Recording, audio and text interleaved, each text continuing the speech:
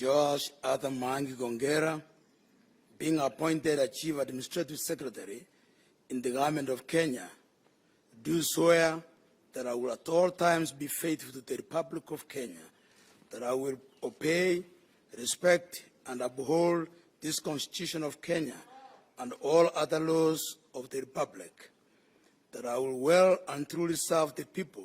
and the Republic of Kenya in the office of Chief Administrative Secretary, that I undertake to hold my office as Chief Administrative Secretary with honor and dignity,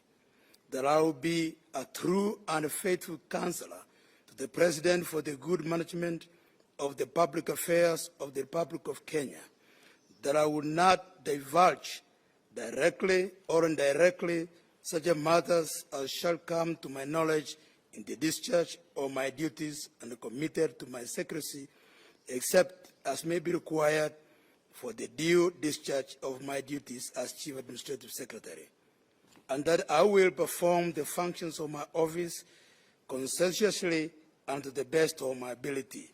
So help me God.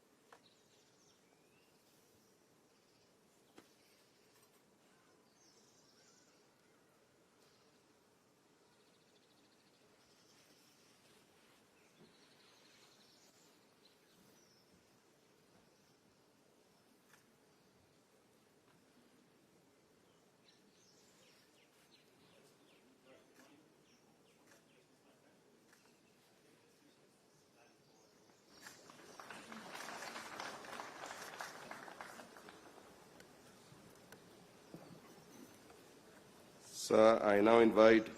Honorable Ambassador Hussein Tunea Dado, CAS Ministry of Public Service, Gender and Affirmative Action.